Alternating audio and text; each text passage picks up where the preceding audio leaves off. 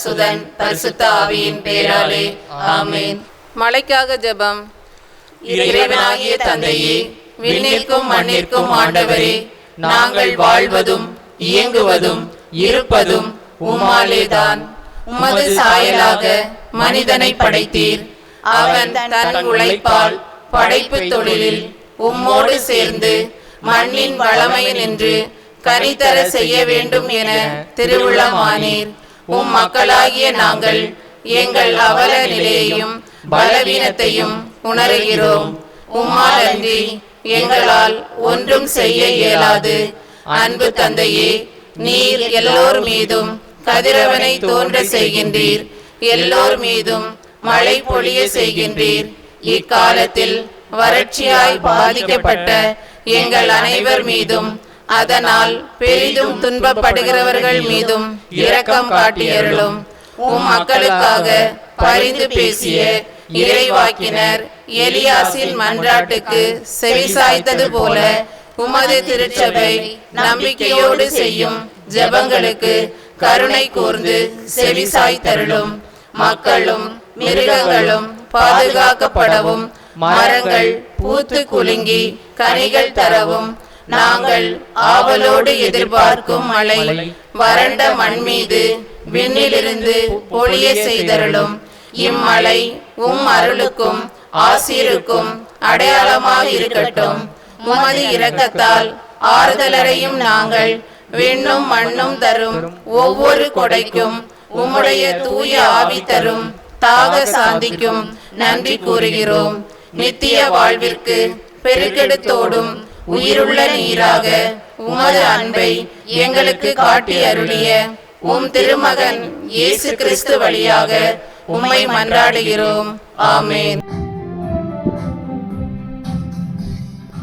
இறை மக்களாக மகிழ்ந்து வருகின்ற திருப்பவனி, இறை மக்களாக மகிழ்ந்து வருகின்ற திருப்பவனி, திருச்சபை இணைத்து கிறிஸ்துவோடு தருமே தியாகப்பலி. வாராயிரை திருக்குளமே, வாழ்வாய் பேருடனே, வாராயிரை திருக்குளமே, வாழ்வாய் பேருடனே.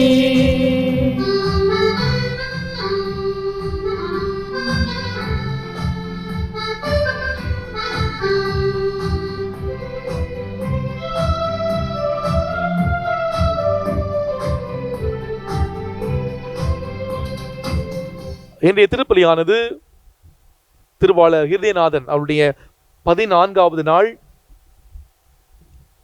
நினைவு திருப்பலியாக, அவருடைய ஆண்மையை பார்த்திக்காக இவருடைய குடும்பத்தார் இந்த திருப்பலி ஒப்புக் கொடுக்கிறார்கள். பிரவீன் எலிசபெத் குடும்பத்திற்கு இறைவன் செய்த அனைத்து நன்மைகளுக்கு நன்றியாகவும், ஜேசுதாஸ் வேளாங்கண்ணி ஆண்மைகளை பார்த்திக்காகவும், ஜெனிதா அரசு பொது தேர்விலே வெற்றி பெற்றதற்கு நன்றி திருப்பலியாகவும், தெய்வ சிகாமணி டேசிராணி குடும்பத்தார் நன்றி திருப்பலியாகவும், குடும்ப கருத்துக்கள் நிறைவேற வேண்டுதல் திருப்பலியாகவும், திரு ஜேசுதாஸ் அவர்களின் விண்ணக வாழ்வின் 2ஆம் ஆண்டு நினைவு திருப்பலியாகவும், மரிய குரட்டி அவருடைய பிறந்த நாள் நன்றி திருப்பலியாகவும், கிரேசி ஜோசப் நிக்கோலாஸ் அவருடைய ஆன்மீகளை பார்ட்டிக்காகவும் இந்த திருப்பலியானது ஒப்புக் கொடுக்கப்படுகிறது. இந்த கருத்துக்களோடு நம்முடைய கருத்துக்களை ஒன்று சேர்த்து பக்தியோடு இந்த திருப்பலிலே நாம் பங்கேற்போம். தந்தை மகன் தூயாவியாரின் பெயராலே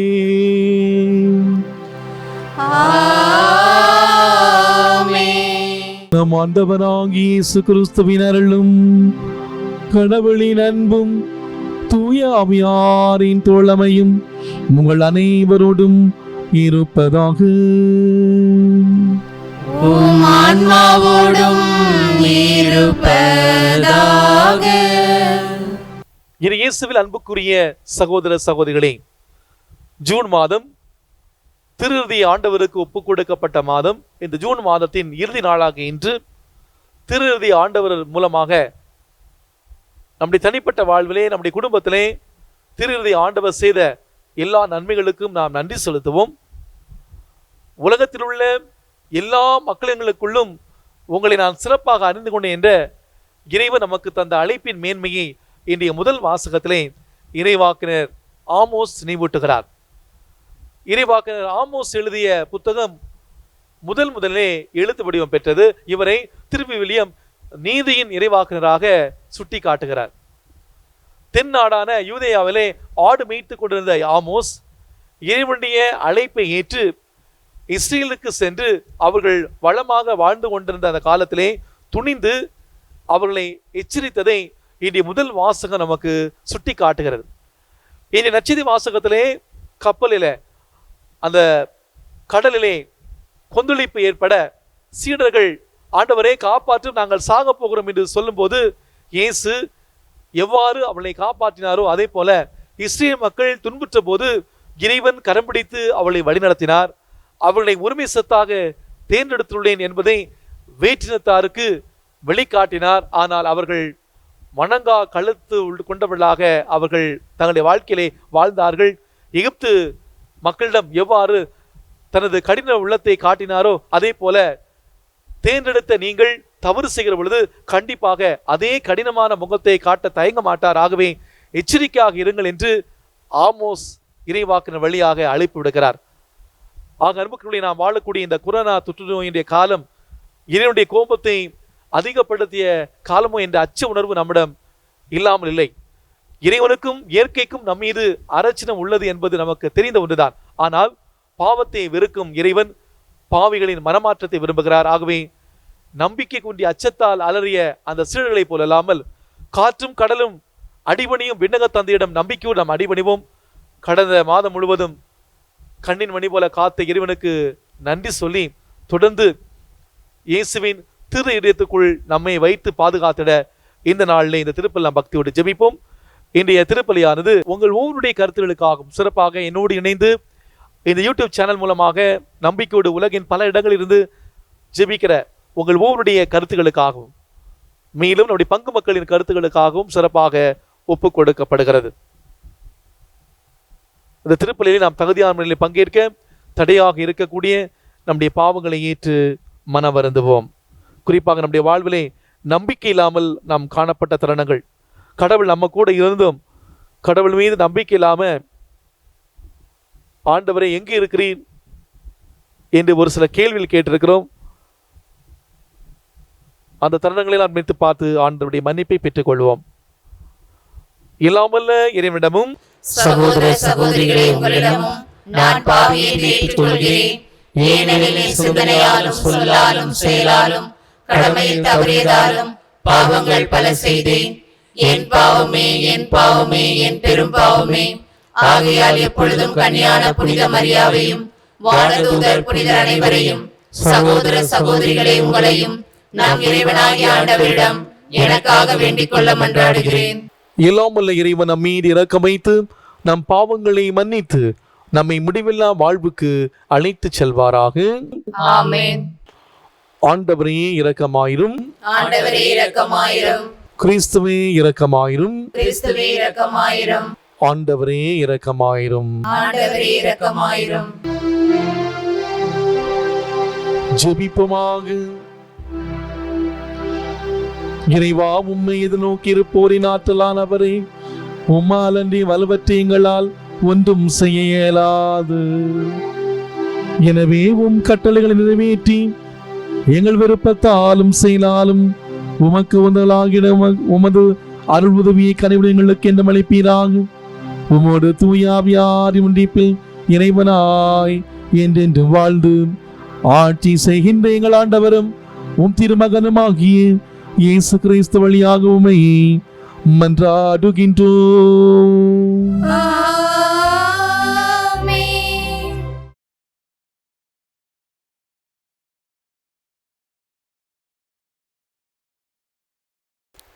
முதல் வாசகம். தலைவராகிய ஆண்டவர் பேசியிருக்க இறைவாக்கு உரைக்காதவர் எவர்? இறைவாக்கினர் ஆமோஸ் நூலிலிருந்து வாசகம். அதிகாரம் 3, இறை வசனங்கள் 1, 8, 4 11-12 முடிய.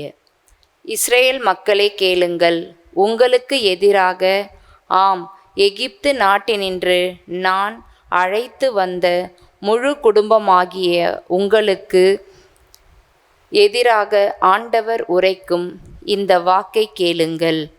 உலகத்திலுள்ள எல்லா மக்கள் இனங்களுக்குள்ளும் உங்களைத்தான் நான் சிறப்பாக அறிந்து கொண்டேன்.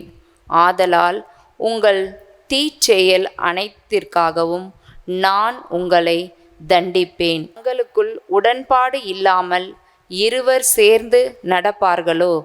இரை அகப்படாமல் இருக்கும்போது காட்டில் சிங்கம் கர்ஜிக்குமோ? ஒன்றையும் பிடிக்காமல் இருக்கையில் குகையிலிருந்து இளம் சிங்கம் முழக்கம் செய்யுமோ? வேடன் தரையில் வலை விரிக்காதிருக்கும் போதே பறவை கண்ணியில் சிக்கிக் கொள்வதுண்டோ? ஒன்றுமே சிக்காதிருக்கும்போது பொறி தரையை விட்டு தள்ளுவதுண்டோ? நகரில் எக்காலம் ஊதப்படுமானால் மக்கள் அஞ்சி நடுங்காமல் இருப்பார்களோ? ஆண்டவர் அனுப்பவில்லை எனில் நகருக்கு தீமை தானாக வந்துவிடுமோ? தம் ஊழியர்களாகிய இறைவாக்கினர்களுக்கு தம் மறைபொருளை வெளிப்படுத்தாமல் தலைவராகிய ஆண்டவர் ஏதும் செய்வதில்லை.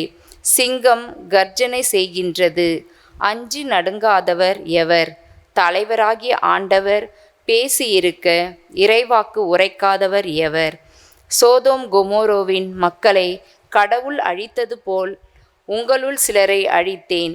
நீங்களோ நெருப்பிலிருந்து இழுக்கப்பட்ட கொல்லிக்கட்டை போல் ஆனீர்கள். ஆயினும் நீங்கள் என் பக்கம் திரும்பவில்லை என்கிறார் ஆண்டவர். ஆகையால் இஸ்ரவேலே, உனக்கும் இவ்வாறே செய்வேன். இஸ்ரவேலே, இப்படி நான் செய்யப்போவதால் உன் கடவுளை சந்திக்க தயாராயிரு. இது ஆண்டவர் வழங்கும் அருள்வாக்கு. இறைவனுக்கு நன்றி. பதிலுரை பாடல். பல்லவி. ஆண்டவரே, உமது நீதியின் பாதையில் என்னை நடத்தும். ஆண்டவரே, உமது நீதியின் பாதையில் என்னை நடத்தும். நேர் பொல்லாங்கை பார்த்து மகிழும் இறைவன் இல்லை. உமது முன்னிலையில் தீமைக்கு இடமில்லை. ஆணவமிக்கோர் உமது கண்முன் நிற்க மாட்டார்.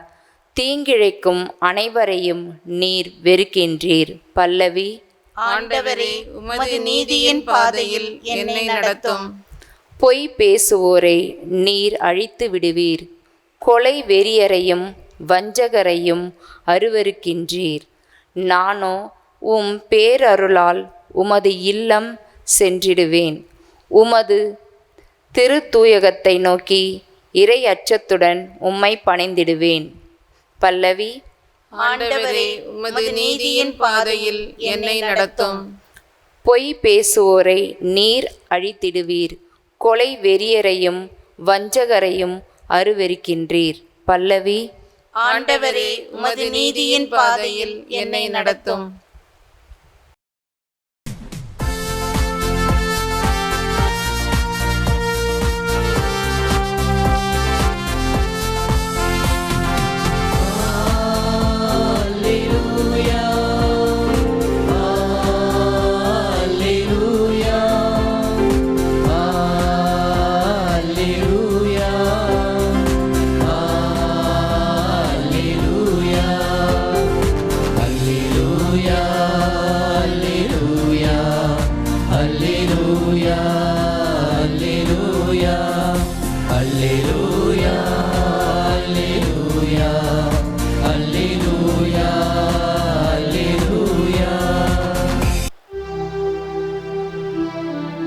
ஆண்டவர் உங்களோடு இருப்பாராக.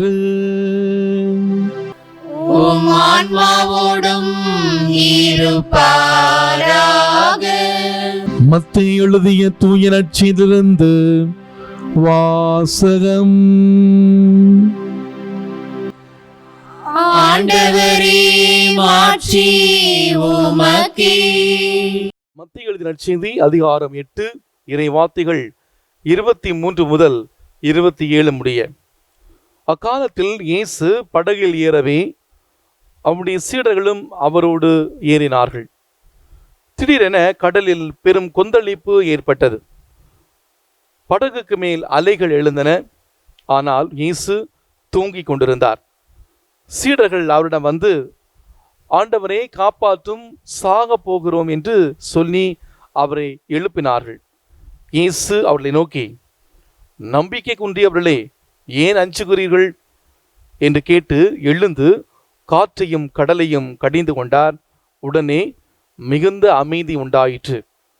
மக்கள் எல்லாரும், காற்றும் கடலும் இவருக்கு கீழ்ப்படுகின்றனவே, இவர் எத்தகையவரோ என்று வியந்தனர். ஆண்டவரின் அருள்வாக்கு. கிறிஸ்துவே உமக்கு புகழ். சார்லஸ் டிக்கன்ஸ் என்ற பிரபல எழுத்தாளர் ஒரு சிறை கைதி பற்றி இவ்வாறு சொல்லுகிறார். அந்த சிறை கைதி சில வருடங்களாக ஒரு இருட்டு அறையிலே அடைத்து வைக்கப்பட்டிருந்தான். வெளிச்சத்தை அவன் பார்க்கவே இல்லை.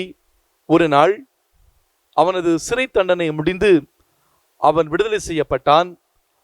அவனை வீட்டிற்கு அனுப்ப வெளியே அழைத்து வரப்பட்ட போது வெளிச்சத்தை கண்டதும் அவனது கண்கள் கூசியதால் அவன் சிறை அதிகாரிகளிடம் தனக்கு வெளிச்சத்தை காண விருப்பமில்லை, தன்னை மீண்டும் இருட்டறையில் அடைத்து தண்டனை தாருங்கள் என்று கேட்டுக்கொண்டானாம். அன்புக்குரியவர்களே, இருட்டிலேயே பழகிவிட்டவர்கள் அதையே விரும்புவார்கள். தீயதில் தோய்ந்து போகின்றவர்கள் அதனையே விரும்புவார்கள் என்பதை சார்லஸ் டிக்கன்ஸ் மிக அழகாக சொல்லுகிறார். எந்த ஒரு செயலுக்கும் நாம் அதிகமாக பழக்கப்பட்டு விட்டால் அது நம்முடைய குணமாக மாறிவிடுகிறது.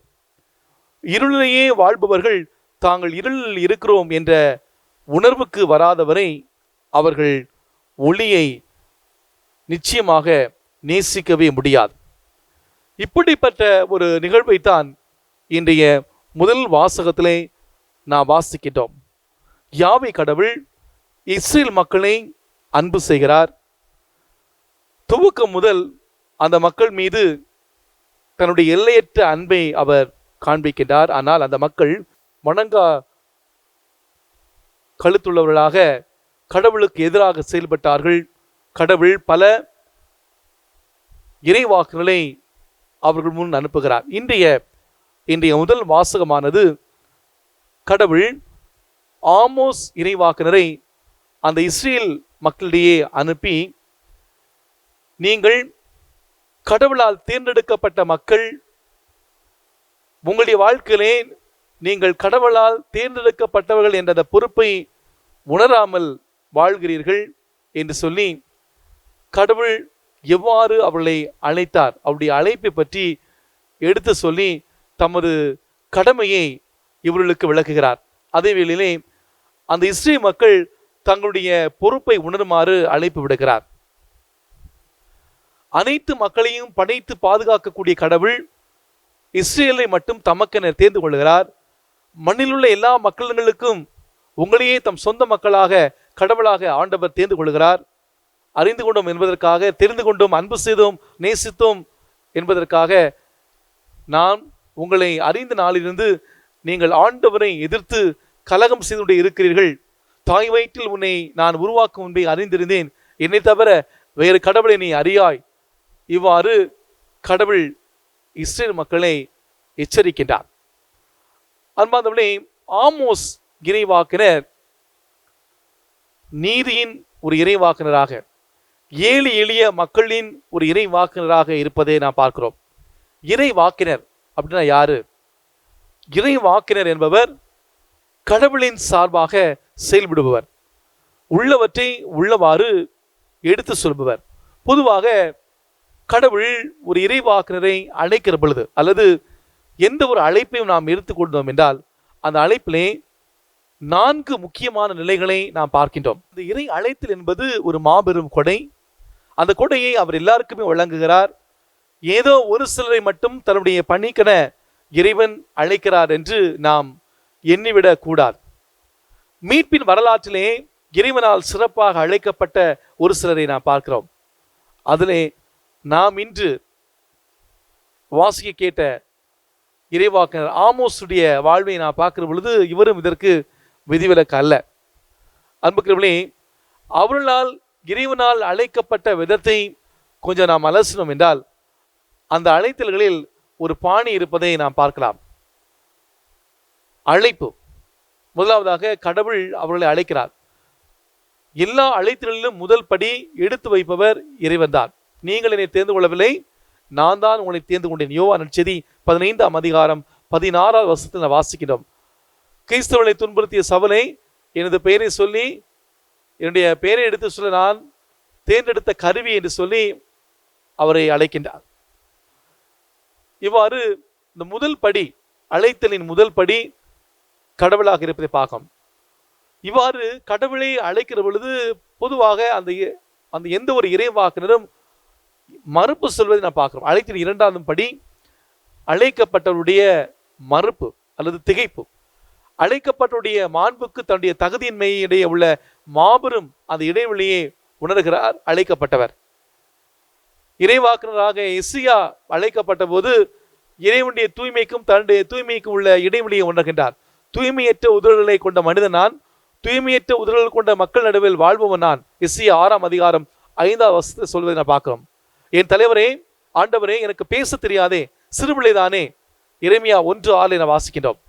நாவன்மை அற்றவன் நான், எனக்கு என்னுடைய வாயை திக்கும் நாவும் குடரும். விடுதலை பண்ண புத்தகம் 4:10 மோசே சொல்வதை நான் பார்க்கணும். இவ்வாறு எந்த ஒரு அழைப்பிலுமே இரண்டாம் நிலையாக அழைக்கப்பட்டவர் மறுப்பு சொல்வதை நான் பார்க்கிறோம். மூன்றாவதாக, ஆனால் இறைவனின் ஞானமோ மனித சிந்தையிலிருந்து மாறுபட்டது. கடவுள் ஞானிகளை வெட்கப்படுத்த மடமை என உலகம் கருதவற்றை தேர்ந்து கொண்டார். அவ்வாறே வலியோரை வெட்கப்படுத்த வலுவற்றவை என உலகம் கருதவற்றை தேர்ந்து கொண்டார். இந்த பவுலடிகளார் கொரிந்தியருக்கு எழுதிய முதல் திருமுகத்திலே 1ஆம் அதிகாரம் 27ஆம் வசனத்தை நான் வாசிக்கிறோம். எனவே குறைபாடுகள் நிறைந்த மனிதர்களை, அது எந்த ஒரு இறைவாக்கினராக இருந்தாலும் சரி, கடவுள் தேர்ந்தெடுத்து அவளை அருளால் நிரப்புகின்றார். நான்காவதாக அர்ப்பணிப்பு. அழைத்தலின் இறுதிப்படி அழைக்கப்பட்டவருடைய உழைப்பு, அர்ப்பணிப்பு. அவர்கள் தங்களுடைய தகுதியின்மை கடந்து இறைவன் தம்மை அழைத்து அருள் பொழிவு செய்ததை உணர்ந்து அழைக்கப்பட்டவர்கள் தங்களையே அழைத்தவர்களுக்கு முற்றிலுமாக கையளிக்கிறார்கள். ஆண்டவரை, நான் பாவி, நீ என்னை விட்டு போய்விடும். லூக்கா செய்தி 5ஆம் அதிகாரம் 8வது வசனத்திலே பேதுரு சொல்வதை பார்க்கிறோம். அஞ்சாதே, இது முதல் நீ மனிதனை பிடிப்பவர் ஆவாய் என்ற வார்த்தைகளால் தொடப்பட்டு அனைத்து விட்டுவிட்டு அவர் பின்பற்றுகிறார். மோசேயாக இருக்கட்டும், இசையாவாக இருக்கட்டும், எரேமியாவாக இருக்கட்டும், ஆமோஸாக இருக்கட்டும், அவர்கள் தாங்கள் முன்வைத்த காலை பின் வைக்கவே இல்லை. இறுதி வரை தன்னுடைய அழைத்தலை நிலைத்திட்டு பெயர் பெற்று ஆகிறார்கள். ஆக இறைவாக்கினர்கள், இறை பணியாளர்கள் ஒவ்வொருவருக்குமே இந்த அழைப்பு கொடுக்கப்படுகிறது. அவர்களுக்கு மட்டுமல்ல, திருமுழுக்கு பெற்ற அனைவருக்குமே இந்த இறை அழைத்தலானது கொடுக்கப்பட்டிருக்கிறது. தாய் வயிற்றில் உன்னை நான் உருவாக்கும் முன்பே அறிந்திருந்தேன், நீ பிறக்கும் முன்பே உன்னை திருநிலைப்படுத்தினேன். ஆக இந்த அழைப்பானது எரேமியாவுக்கு மட்டுமல்ல, ஒவ்வொருவருக்குமே கொடுக்கப்பட்டிருக்கிறது. ஆண்டவர் விரும்புவது நாம் ஒவ்வொருவருமே தூயோராகவும் மாசற்றோராகவும் தாம் திருமுன் விளங்கும்படி உலகம் தோன்றுவதற்கு முன்பே கடவுள் நம்மை கிறிஸ்து வழியாக தேர்ந்தெடுத்தார். எனவே அழைப்பு, மறுப்பு, அருள் பொழிவு, அர்ப்பணிப்பு, இந்த 4 நிலைகளிலே ஆமோஸ் இறைவாக்கினர் கடவுள் கொடுத்த அந்த அழைப்பை ஏற்றுக்கொண்டு கடவுளின் குரலாக அவர் உள்ளவற்றை உள்ளவாறு அவர் அப்படியே சொல்கின்றார்.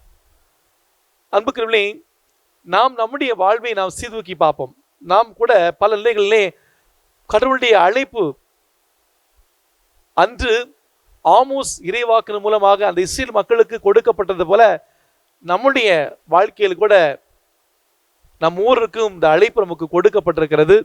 உண்மையிலேயே நாம் கடவுளுக்கு உகந்த ஒரு வாழ்வு வாழுகிறோமா? ஆமோஸ் இறைவாக்கினர் பல இடங்களுக்கு அனுப்பப்பட்டு அவர் இறுதியிலே இஸ்ரேல் அந்த மக்களிடையே வருகின்றார். அன்பார்ந்தபடி, இரண்டாவதாக இன்றைய நற்செய்தி வாசகத்தை நான் வாசிக்கிற பொழுது, இன்றைய நற்செய்தி வாசகத்திலே இயேசு ஆண்டவர் தன்னுடைய சீடர்களை பார்த்து, ஏன் அஞ்சுகிறீர்கள், ஏன் பயப்படுகிறீர்கள் என்று கேட்கிறார். கடலிலே அவர்கள் பயணிக்கிறார்கள். காற்றடிக்கிறது, சூறாவளி வருகிறது. இயேசு அங்கே தங்களோடு இருக்கிறார் என்பதை அவர்கள் உணர்ந்தாலும் அவர்கள் பயப்படுகிறார்கள்.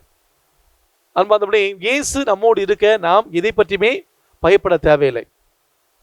மரண தண்டனை விதிக்கப்பட்ட ஒரு கைதி அரசனிடம் ஒரு வேண்டுகோள் வைத்தான். மன்னரே, உங்கள் குதிரைகள் எல்லாம் பறக்கும் வண்ணம் என்னால் செய்ய முடியும். அப்படி செய்தால் என்னை விடுவிப்பீர்களா என்று அந்த அரசனிடம் கேட்கிறான். அரசனுக்கு ஒரே சந்தோஷம். நிச்சயமாக குழந்தைகள், அந்த குதிரைகள் பறந்தால் போரிட எளிதாக இருக்கும் என்று நினைத்த அரசன் உடனே அந்த கைதியிடம் சொன்னான், நான் உன்னை விடுவிக்கிறேன், ஆனால் நீ சொன்னது மாதிரி அந்த குதிரைகள் பறக்க வேண்டும். உடனே அந்த கைதி அதுக்கு ஓராண்டு ஆக என்று சொல்கிறான். அரசன் ஒப்புக்கொண்டு தண்டனையை தள்ளி வைக்கிறான். இந்த கைதியிடம் அருகில் நின்ற மற்றொரு கைதி கேட்டான், அது எப்படி ஓராண்டிலே குதிரைகள் பறக்கும் என்று கேட்டான். அதற்கு அந்த மரண கைதி, யார் கண்டது, ஓராண்டிலே மன்னன் இறக்கலாம், போர் நடக்கலாம், ஏன் குதிரைகள் கூட பறக்கலாம் என்று அவன் பதில் சொன்னானாம். அன்புக்குரிய நம்பிக்கை என்பது அசாத்தியமான காரியங்களை சாதிக்க வைப்பது. இங்கே கைதியினுடைய நம்பிக்கை குதிரை பறக்கும் என்பதில் அல்ல, மாறாக காலம் தனக்கு வாழ்வளிக்கும் என்பதில்தான். துயரமான வேளைகளிலே நாம் காலத்தின் செயலுக்காக நம்பிக்கையோடு காத்திருக்கலாம். காரணம், காலத்தோடு சேர்ந்து மனித மனங்களும் பிரச்சனைகளின் கணங்களும் நகர்கின்றன. அன்புக்குரியவர்களே, இன்றைய நற்செய்தி வாசகத்திலே நான் வாசிக்க கேளும், இயேசுவும் சீடர்களும் படகிலே பயணம் செய்கிறார்கள். அங்கே பெரும் கொந்தளிப்பு ஏற்படுகிறது. படகுக்கு மேல் அலைகள் வருகிறது. இயேசு தூங்கிக் கொண்டிருக்கிறார். சீடர்கள் பயந்து, ஆண்டவரை எங்களை காப்பாற்றும், நாங்கள் சாக போகிறோம் என்று சொன்ன பொழுது இயேசு ஆண்டவர் அப்படியே நம்பிக்கையின்மையை பார்த்து, ஏன் அஞ்சுகிறீர்கள், நம்பிக்கை கொண்டவர்கள் என்ற அந்த வார்த்தையை பயன்படுத்துகிறார். நான் சொன்ன அந்த நிகழ்வில் அந்த மரண தண்டனை கைதி, அவனால் அது செய்ய முடியுமோ முடியாதோ, ஆனால் அவன் இது கண்டிப்பாக நடக்கும் என்று அவன் நம்புகிறான். அன்புக்குள்ளே நம்பிக்கை என்பது இதுதான். நம்முடைய கடவுள் நம்பினோரை கைவிடாத கடவுள். அவர்கள் அவர் மீது நம்பிக்கை வைத்தார்கள். அவர் காற்றையும் கடலையும் கடியவே அங்கே பேர் அமைதி உண்டாயிற்று. கடலின் இரைச்சலை அடக்குகின்றீர், அலைகளின் இரைச்சலையும் நாடுகளின் கொந்தளிப்பு அடைக்கிறேன் என்று திருப்பாடல் ஆசிரியர் திருப்பாடல் 64:7 நான் வாசிக்கிறோம். அதே வேளையிலே இயேசு சீடர்களுக்கு இன்னும் அதிக விசுவாசம் வேண்டும் என்று விரும்புகிறார். எதை உண்போம், எதை குடிப்போம் என, எதை அணிவோம் என நீங்கள் கவலை கொள்ளாதீர்கள், ஏனெனில் பிற இனத்தவரை இவற்றெல்லாம் நாடுவர், உங்களுக்கு இவையெல்லாம் தேவை என உங்கள் விண்ணக தந்தைக்கு தெரியும் என்று இயேசு சொல்லுகிறார். ஆக அன்புக்குரியவர்களே, கடவுள் எப்போது நம்ம கூட தான் இருக்கிறார். எல்லா வேலையும் நம்ம கூட தான் இருக்கிறார். குறிப்பா நமக்கு பெரிய பெரிய துன்பங்கள் கஷ்டங்கள் வருகிற பொழுது இயேசு ஆண்டவர் நம்ம கூட இருந்தாலும் அவர் படுத்து ஓய்வு எடுப்பது போல் நமக்கு தெரியும். ஆனால் நம்முடைய வாழ்க்கையில இயேசுவின் பிரசன்னத்தை நாம் உணர்ந்து கொண்டு நாம் இயேசுவின் பிரசன்னத்தில் நம்பிக்கையோடு வாழ்ந்தோம் என்றால் அவர் எழுந்து அந்த பிரச்சனைகளை கடிந்து கொள்வார், அந்த துன்பங்களை நம்மை விட்டு அவர் விரட்டி அடிப்பார். எனவே அன்பார்ந்தவர்களே, இன்று சிறப்பாக இந்த திருப்பலியிலே நாம் பங்கேற்கிற பொழுது ஆமோஸ் இறைவாக்கினர் எவ்வாறு தனக்கு கொடுக்கப்பட்ட அந்த செய்தியை உள்ளவற்றை உள்ளவாறு அந்த இஸ்ரேல் மக்களுக்கு அஞ்சா நெஞ்சத்தோடு அறிவித்தாரோ, ஒரு இறைவாக்கினருடைய அந்த பணி, அந்த இறைவாக்கினர் என்பவர் அழைக்கப்படுகிற பொழுது 4 நிலைகளிலே அவர் அந்த அழைப்பை ஏற்றுக்கொள்கிறார். அந்த அழைப்பை பெற்ற பிறகு ஆண்டவரின் குரலாக அவர் செயல்படுகிறார். நாமும் நம்முடைய வாழ்க்கையில திருமுழுக்கை மூலமாக இந்த அழைப்பு நமக்கு கொடுக்கப்படுகிறது. இறைவன் கொடுத்த அந்த அழைப்பை நாம் வாழ நாம் கடமைப்பட்டுகிறோம் என்பதை நாம் உணர்ந்து கொள்வோம்.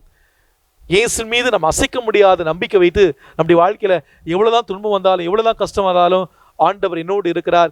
எவ்வளோ பெரிய புயலையும், எவ்வளோ பெரிய கொந்தளிப்பையும், எவ்வளோ பெரிய அலையும் என்னுடைய வாழ்க்கையிலே இயேசுவால் அகற்ற முடியும் என்ற அசைக்க முடியாத நம்பிக்கையிலே தொடர்ந்து இந்த திருப்பலியில் நாம் பக்தியோடு ஜெபிப்போம். ஆமீன்.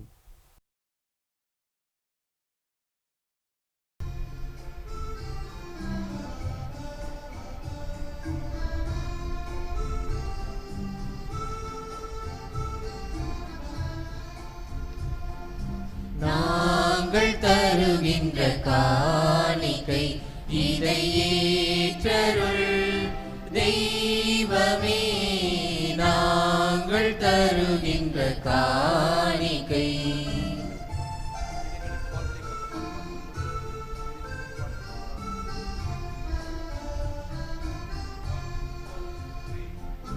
நிலையற்ற உலகம் நிலையென நினைத்து நிம்மதியின்றி வாழ்ந்திருந்தோம். நிலையற்ற உலகம் நிலையென நினைத்து நிம்மதியின்றி வாழ்ந்திருந்தோம். கண்ணீர் பூக்களை உந்தன் பாதத்தில் காணிக்கையாக்கவே இன்று உம்மை நாடினோம். நாங்கள் தருகின்ற காணிக்கை இதை ஏற்றருள் தெய்வமே. நாங்கள் தருகின்ற காணிக்கை. சகோதர சகோதரிகளே, என்னுடையதும் உங்களுடையதுமான இந்த பலி இல்லாமல்ல தந்தையாகிய இறைவனுக்கு ஏற்றதாகும்படி ஜெபியுங்கள். ஆண்டவர் தமது பெயரின் புகழ்ச்சிக்காகவும் மாட்சிக்காகவும் நமது நன்மைக்காகவும் புனித திரு அவை அனைத்து நலன்களுக்காகவும் உமது கையிலிருந்து இப்பலியை ஏற்றுக்கொள்வாராக. இறைவா, மக்களின் ஒப்பு கொடுக்கும் இந்த அப்பரச காணிக்கைகள் எங்களுக்கு ஊட்டமளிக்கும் உணவாகவும் எங்களை புதுப்பிக்கும் அருளடையாளமாகவும் மாறச் செய்கின்றேன். அதனால் இவற்றின் அருளுதவி எங்கள் உடலுக்கு மனதுக்கும் என்றும் குறைவிடாமல் கிடைக்க அருள்புரிவீராக. எங்கள் ஆண்டவராகிய கிறிஸ்து வழியாகவுமே மன்றாடுகின்றோம்.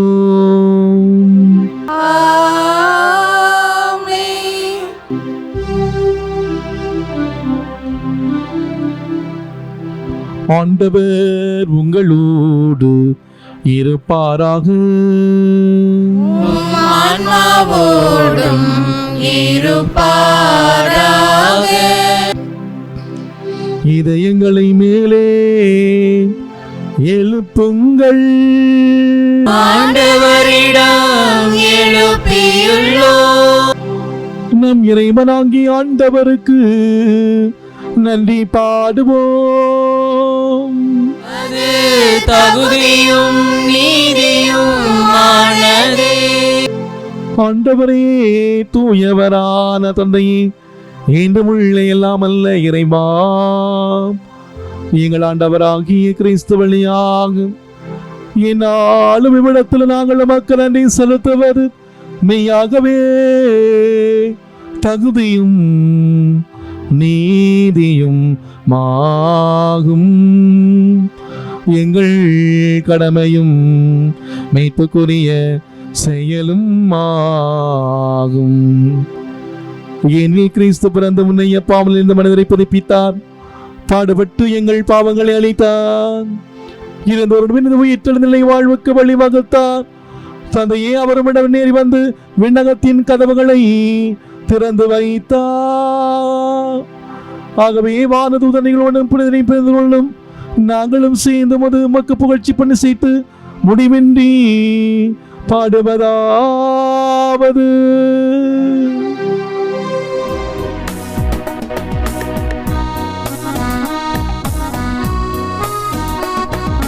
தூயவர் தூயவர் தூயவர் வான்படைகளின் கடவுளம் ஆண்டவர். விண்ணகமும் மண்ணகமும் உமது மாட்சியால் நிறைந்துள்ளன. உன்னதங்களிலே ஓசானா, உன்னதங்களிலே ஓசானா. ஆண்டவர் பெயரால் வருகிறவர் ஆசீர் பெற்றவர். உன்னதங்களிலே ஓசானா, உன்னதங்களிலே ஓசானா. ஆண்டவரே, நீர் மெய்யாகவே தூயவர், தூய்மை அனைத்திற்கும் ஊற்றாகவே உம்முடைய ஆவியை பொழிந்து இக்காணிக்கைகளை தூய்மைப்படுத்த உம்மை வேண்டுகின்றோம். இவ்வாறு எங்கள் ஆண்டவர் இயேசு கிறிஸ்துவின் உடலும் இரத்தமுமாக எங்களுக்கு இவை மாறுவனவாக. அவர் பாடுபட உளம் கனிந்து தம்மை கையளித்த போது அப்பத்தை எடுத்து நன்றி செலுத்தி அதை பிட்டு தம் சீடர்களுக்கு அளித்து அவர் கூறியதாவது: அனைவரும் இதிலிருந்து பெற்று உண்ணுங்கள், ஏனெனில் இது உங்களுக்காக கையளிக்கப்படும் என் உடல்.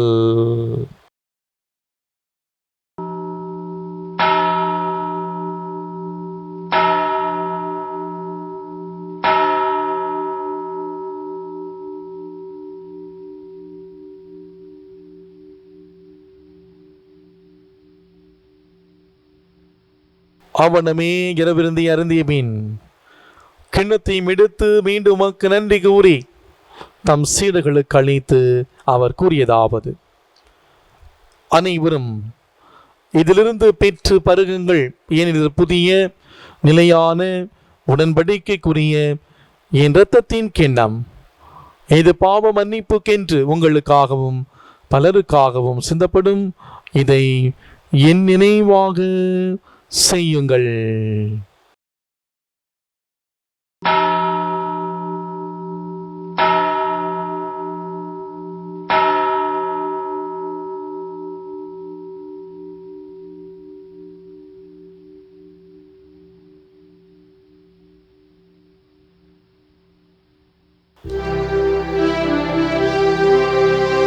நம்பிக்கையின் மறைபொருள்.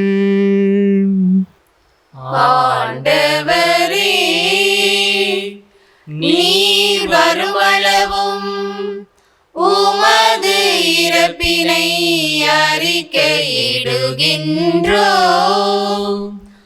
உமது உயிர்ப்பினையும் எடுத்துரைக்கின்றோம். ஆகவே ஆண்டவரே, நாங்கள் கிறிஸ்துவின் இறப்பினை உயிர்ப்பினை நினைகூர்ந்து வாழ்வதரும் அப்பத்தை மீட்பளிக்கும் கிண்ணத்தை உமக்கு ஒப்புக் கொடுக்கின்றோம். உம் திரும்ப நின்று ஊழியம் புரிய தகுந்தவர்கள் ஏற்றுக்கொண்டீர். எனவே உமக்கு நன்றி செலுத்துகின்றோம். மேலும் கிறிஸ்துவின் உடலிலும் இரத்தத்திலும் பங்கு கொள்ளும் எங்களை தூய ஆவியார் ஒன்று சேர்க்க வேண்டுமென உம்மை தாழ்மையுடன் மன்றாடுகின்றோம். ஆண்டவரே, உலகமெங்கும் பரவியிருக்கும் ஒரு திரு அவையை நினைகூர்ந்தள்ளும். எங்கள் திருத்தந்தை பிரான்சிஸ், எங்கள் ஆய நீதிநாதன், எல்லா திருநிலையினர் ஆகிய அனைவரோடும் உமது திரு அவை அன்பில் நிறைவு பெறச் செய்திருளும்.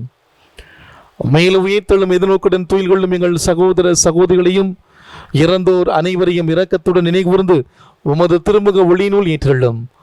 எங்கள் அனைவர் மீதும் இரக்கமாயிரும். கடவுளின் கன்னித்தாயான தூய மரியா, அவருடைய கணவரான புனித யோசேப்பு, புனித திருத்தூதர்கள், இவ்வுலகில் மூக்கு உந்தவராக இருந்த ஆகிய புனிதர்கள் அனைவருடனும் நாங்கள் நிலை வாழ்வில் பங்கு கொள்ளும் தகுதி பெற்று உம் திருமகன் இயேசு கிறிஸ்து வழியாக உம்மை புகழ்ந்தேற்றும் வரமருள உம்மை மன்றாடுகின்றோம். இவர் வழியாக இவரோடு இவரில் இல்லாமல்ல இறைவனாகிய தந்தையே, தூயாவியாரின் ஒன்றிப்பில் எல்லா புகழும் ஆட்சியும் ஏனென்றும் உமக்கு உரியதே. ஆமென், ஆமென், ஆமென். மீட்பரின் கட்டளையால் கற்பிக்கப்பட்டு இறை படிப்பினையால் பயிற்சி பெற்ற நாம் துணிந்து சொல்வோம்: விண்ணில் இருக்கிற எங்கள் தந்தையே, உமது பெயர் தூயது என போற்ற பெறுக. உமது ஆட்சி வருக. உமது திருவுளம் விண்ணுலகில் நிறைவேறுவது போல மண்ணுலகிலும் நிறைவேறுக. எங்கள் அன்றாட உணவை இன்று எங்களுக்கு தாரும். எங்களுக்கு எதிராக குற்றம் செய்வோரை நாங்கள் மன்னிப்பது போல எங்கள் குற்றங்களை மன்னியும். எங்களை சோதனைக்கு உட்படுத்தாதேயும், தீமையிலிருந்து எங்களை விடுவித்தருளும். ஆண்டவரே, தீமை அனைத்து எங்களை விடுவித்து எங்கள் வாழ்நாளில் அமைதியை கனிவுடன் அருள உம்மை மன்றாடுகின்றோம். உமது இரக்கத்தில் உதவியால் நாங்கள் பாவத்திலிருந்து எப்போது விடுதலை பெற்று யாதொரு கலக்கமுமின்றி நலமாயிருப்போமாக. நாங்கள் நம்பி இருக்கும் பேரின்ப வாழ்வையும் எம் மீட்பராம் இயேசு கிறிஸ்துவின் வருகையும் மகிழ்ச்சியுடன் எதிர்பார்த்திருக்கின்றோம். ஏனெனில் ஆட்சியும் வல்லமையும் மாட்சியும் என்றென்றும் உமதே. ஆண்டவரே இயேசு கிறிஸ்துவே, அமைதி உங்களுக்கு விட்டு செல்கிறேன், என் அமைதி உங்களுக்கு அளிக்கிறேன் என்று உம் திருத்தூதர்களுக்கு மொழிந்தீரே.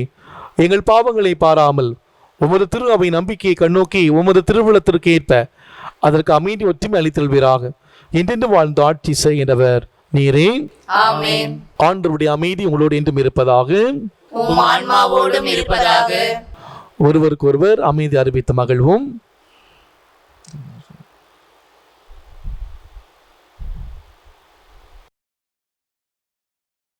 உலகின் பாவங்களை போக்கும் இறைவனின் செம்மறியே, எங்கள் மேல் இரக்கமாயிரும். உலகின் பாவங்களை போக்கும் இறைவனின் செம்மறியே, எங்கள் மேல் இரக்கமாயிரும். உலகின் பாவங்களை போக்கும் இறைவனின் செம்மறியே, எங்களுக்கு அமைதி அளித்தருளும். இதோ இறைவனின் செம்மறி, இதோ உலகின் பாவங்களை போக்கின்றவர். செம்மறியின் விருந்துக்கு அழைக்க பெற்றோர் பேறு பெற்றோர். ஆண்டவரே, நீர் என் உள்ளத்தில் எழுந்தருளி வர நான் தகுதியற்றவள். ஆனால் ஒரு வார்த்தை மட்டும் சொல்லியருளும், எனது ஆன்மா நலமடையும். கிறிஸ்துவின் திருவிடலும் திருத்தமும் நம் ஒருவரை காத்து நம்மை நிலை வாழ்வுக்கு அழைத்து செல்வதாக. ஆமென்.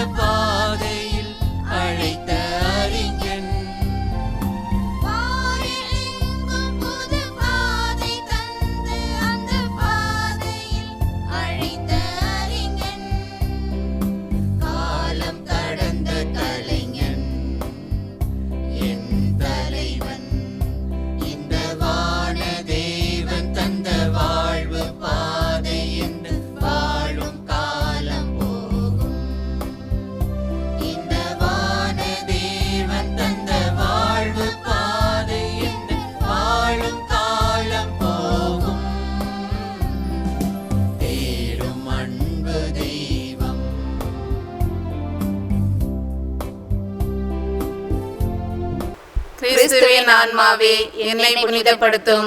கிறிஸ்துவின் திருவுடலே, என்னை மீட்டருளும். கிறிஸ்துவின் திரு ரத்தமே, என்னை நிறைவித்தருளும். கிறிஸ்துவின் விழாவிலிருந்து வழிந்த திருநீரே, என்னை கழுவியருளும். கிறிஸ்துவின் திருப்பாடுகளே, என்னை திடப்படுத்துங்கள். ஓ நல்ல இயேசுவே, எனக்கு செவிசாய்த்தருளும். உமது திருக்காயங்களுக்குள்ளே என்னை மறைத்தருளும். உம்மை விட்டு ஒருபோதும் என்னை பிரிய விடாதேயும். தீய எதிரிகளிடமிருந்து என்னை காத்தருளும். என் மரண நேரத்தில் நீர் என்னை அழைத்து உம்முடைய புனிதர்களோடு எக்காலமும் உம்மை புகழ எனக்கு வரமருளும். ஆமென். தந்தையே, அவர்கள் நம்மில் ஒன்றாய் இருப்பார்களாக என அவர்களுக்காக வேண்டுகிறேன். அதனால் நீரே என்னை அனுப்பினீர் என்று உலகம் நம்புவதாக என்கிறார் ஆண்டவர். நன்றி கூறி மன்றாடுவோமாக. ஆண்டவரே, நாங்கள் உட்கொண்ட முத திருவுணவு நம்பிக்கையால் உம்மில் ஒன்றித்திருப்பதை குறித்து காட்டுகின்றது. அதுபோல உம்முடைய திரு அவையிலும் ஒற்றுமை அது விளைவிப்பதாகும். எங்கள் ஆண்டவராகிய கிறிஸ்து வழியாக உம்மை மன்றாடுகின்றோம்.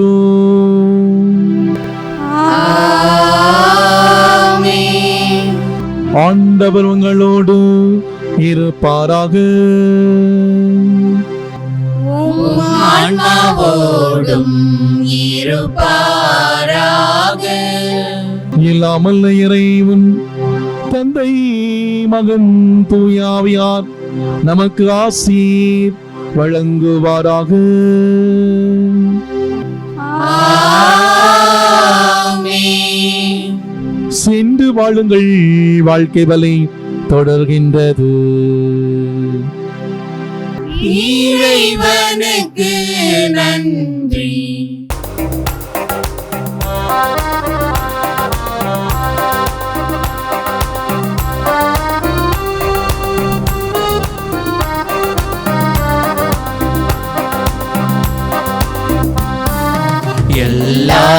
உமக்காக. இயேசுவின் திவ்ய இருதயமே, எல்லாம் உமக்காக. எந்தன் பணியும் வளர்ச்சிகளும், எந்தன் பதவியும் பயிற்சிகளும், எந்தன் பணியும் வளர்ச்சிகளும், எந்தன் பதவியும் பயிற்சிகளும், எந்தன் படைப்பும் ஆய்வுகளும், எந்தன் படைப்பும் ஆய்வுகளும், உன் புகழ் அதிமிக மகிமைக்கே, எல்லாம் உமக்காக. இயேசுவின் திவ்ய இருதயமே, எல்லாம் உமக்காக.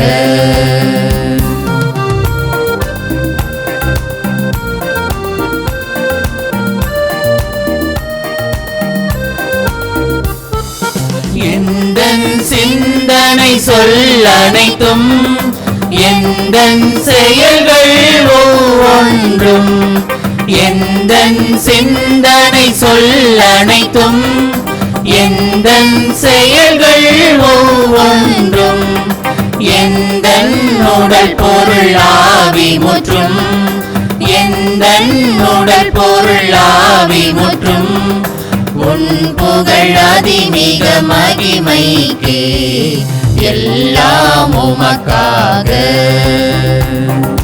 இயேசுவின் திவ்ய இருதயமே, எல்லாம் உமக்காக.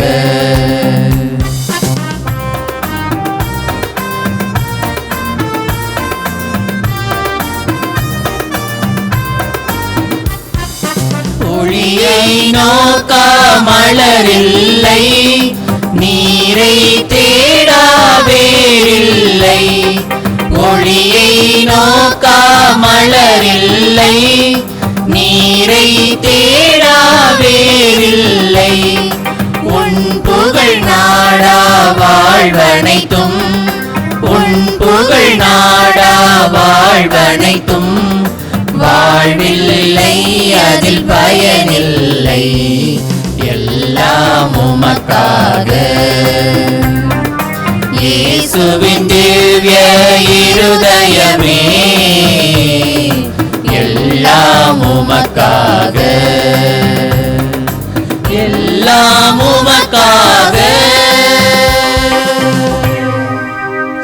நமது திருத்தந்தை ஆயர்களின் கருத்துக்களுக்காகவும், நமது பங்கு தந்தையின் உடல் உள்ள ஆன்ம நலனுக்காகவும், பங்கின் வளர்ச்சிக்காகவும், மேலும் கொரோனா தொற்று நோயால் அவதியுறும் அனைத்து மக்களுக்காகவும் மன்றாடுவோம்.